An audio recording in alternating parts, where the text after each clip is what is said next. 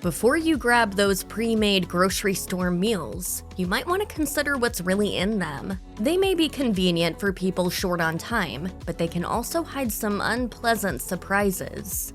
According to a Consumer Reports study published in 2016, only about half of the pre-made meals you'll find in grocery stores are prepared on the premises. Those that aren't were cooked somewhere else before being packed, refrigerated, transported, unpacked, and re-refrigerated before they get into your hands. In fact, some may even have been frozen in the process and thawed or reheated upon arrival at your local grocer. Moreover, some of the ingredients used in making the pre-made grocery store meals have come to the kitchen in pre-made form themselves, and sometimes preserved in cans or bottles. Further, some of the ingredients may have been frozen before they were used to make the pre-made grocery store meal. Not that any of this is exactly bad, it's just that if you're avoiding preservatives, then pre-made grocery store meals may not be the answer. In addition, you may want to think twice about eating the leftovers. If you do, you'll need to reheat them thoroughly to 165 degrees Fahrenheit, according to the USDA. But keep in mind that this is now the second time you'll be reheating the food, which was cooked for the first time before it came to you.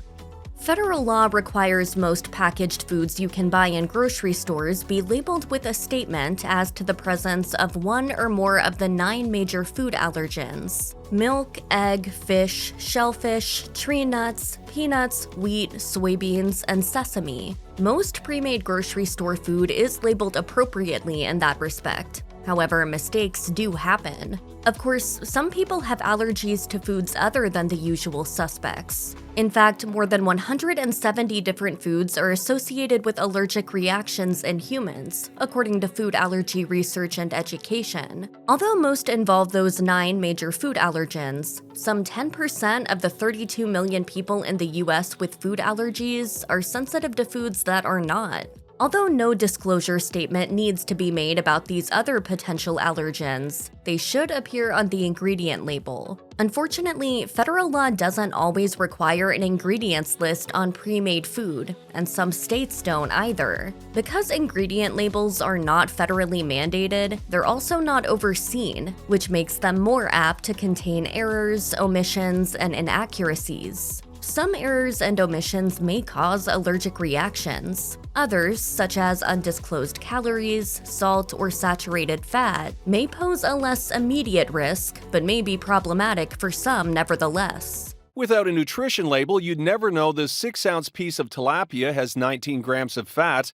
As much as many of us would rather not admit to ourselves, calories matter. What goes in must be used for energy, or it's stored as fat. The FDA labeling guide provides a rubric for retailers to disclose the calories in pre-made foods. But knowing how many calories are in a package of pre-made food is one thing. Understanding the number of calories per serving is quite another, and requires, at a minimum, an understanding of what constitutes a serving size. Unfortunately, that's somewhat open to interpretation, especially when it comes to pre-made meals like those you'll find in the grocery store. What you'll tend to find, according to Casey Vavrick, a registered dietitian nutritionist writing for Ohio State University, is that when portion sizes are given at all, they tend to be very, very tiny, much tinier than you'll find in your average restaurant or on your average at-home dinner table. As Vavrick explained, you could end up eating double or triple that amount if you consume more than the recommended serving size on the nutrition label.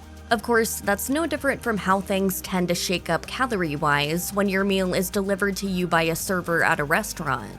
In addition to salt, pre-made supermarket meals tend to be high also in saturated fat, according to findings in the 2015 study published in the journal Appetite. Sources of saturated fat, which you'll recognize by its solid state at room temperature, include butter, cheese, red meat, poultry, lamb, and pork, all of which are used quite often as ingredients in pre-made meals from the grocery store and elsewhere. Along with trans fat, saturated fats is one of the types of fats that scientists, including cardiologists, would rather you strictly limit. Habitual consumption of more than the recommended allowance can cause blood levels of LDL cholesterol to rise, which can, in turn, increase your risk of heart disease and stroke. The American Heart Association recommends that adults limit their daily consumption of saturated fat to the equivalent of 5% to 6% of their total calories. In other words, for every 1,000 calories consumed, no more than 60 should come from saturated fat. That's the caloric equivalent of around half a tablespoon of butter. For an adult consuming 2,000 calories per day, that translates to about 12 to 13 grams of saturated fat per day. And those grams add up perhaps more quickly than you'd like when the average pre-made meal analyzed by the researchers in the 2015 study was 7.2 grams per serving. And remember, per serving doesn't usually translate to what most of us would consider a single portion, so we're likely consuming even more. Pre-made meals from the grocery store may also harbor contaminants. One such type of contaminant is bacteria, the kind that causes foodborne illness, such as any of the potentially life-threatening illnesses caused by Salmonella, E. coli, or Listeria bacteria. Pre-made meals present a heightened risk of what's known as cross-contamination because meals tend to involve a variety of foods, not all of which are cooked at temperatures high enough to kill foodborne bacteria. For example, if a dish is made with chicken and carrots, and the cook uses the same knife to cut both, the carrots can be contaminated with whatever bacteria is on the chicken. Most likely, the chicken will be cooked to the critical temperature, whereas the carrots may not be. Recalls of pre-made foods due to actual or suspected bacterial contamination are a lot more common than any of us would care to think. Hundreds of convenience food products are being recalled due to possible Listeria contamination. Cross-contamination can also introduce trace amounts of undeclared allergens into pre-made food. Concerns over accidental allergen exposure in ready-to-eat products led the FDA to issue a warning to Whole Foods in 2020. According to researchers out of the UK, pre-made meals tend to be low in sugar. Moreover, most of the nutrients that the researchers were looking for varied in amount depending upon the price of the meal, but sugar was one of the two that did not, with the other being fiber. And just to be clear, all of the meals that were analyzed were considered savory as opposed to sweet in terms of their flavor profile. The average number of grams of sugar contained in the 166 analyzed meals was 8. Just to give that a bit of context, other foods that have about 8 grams of sugar per serving include a 2 tablespoon serving of barbecue sauce, a half-cup serving of soda, and a single 3 square serving of British milk chocolate. That's about 1/3 of the sugar the American Heart Association recommends women consume daily, and about 1/5 of the sugar the HAA recommends for men. So no, that 8-gram average isn't exactly high, but it's something to bear in mind when you're looking for a savory meal. For better or for worse, the chefs charged with designing the recipes for your pre-made grocery store meals, not to mention the cooks charged with preparing them, know that salt makes food taste better. In fact, there's a tendency for pre-made foods to be prepared with generous amounts of salt, and likely more than you'd cook with yourself. For healthy adults, the American Heart Association recommends that people consume no more than 2,300 milligrams of sodium per day, but suggests a more ideal number to strive for is 1,500. That can be challenging when your pre-made entree contains over 900 milligrams of sodium per serving, as Consumer Reports noted for some products in a report. This is, 2/3 of our sodium for the whole day.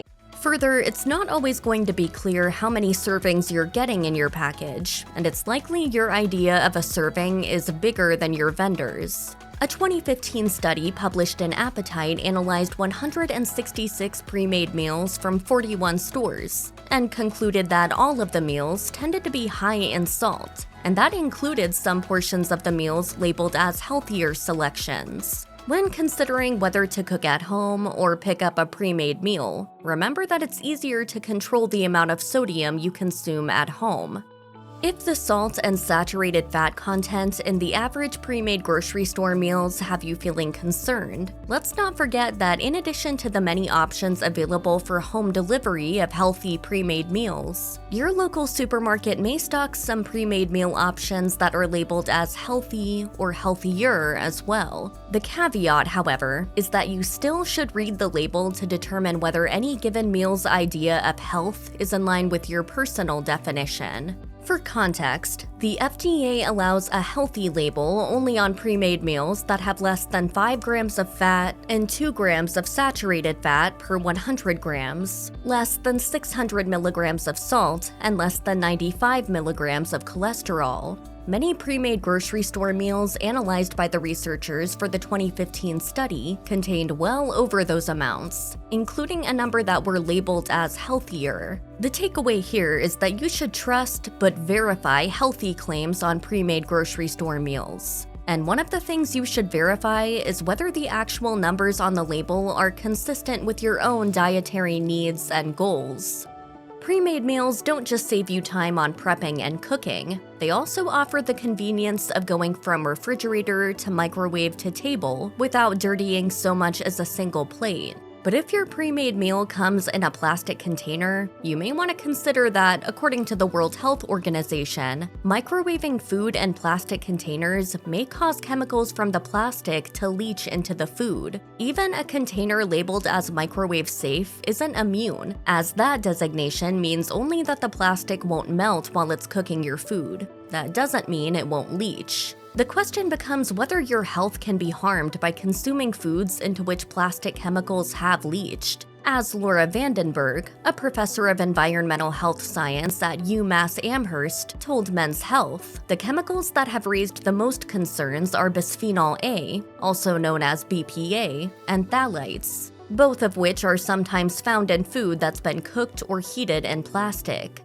FDA research shows toxins can be released into your food from non-BPA-free containers. However, the FDA also takes the position that the low levels found in foods cooked in plastic do not raise significant health concerns, but you may or may not feel comfortable relying on that when it's your and your family's health at stake. That's why Vandenberg recommends taking that extra step of removing your ready-made meal from its plastic packaging before heating it in the microwave. All things considered, it's perfectly reasonable to still make pre-made meals part of your weekly at-home dining routine. Well, with one possible exception. To put it mildly, ready-made meals will cost you. In 2016, Consumer Reports compared the cost of buying a pre-made meal from the grocery store versus picking up the ingredients and making it yourself from scratch at home. And that comparison reflected rather poorly on pre-made meals, which cost on average twice as much as making the same dish yourself. So clearly you can save money by making it yourself, even when using pre-made components to make life easier. And if you have the right recipe, you can cut your time down to under 10 minutes. But for some of us, when it comes to pre-made grocery store meals, the convenience of not having to wash a single dish is priceless.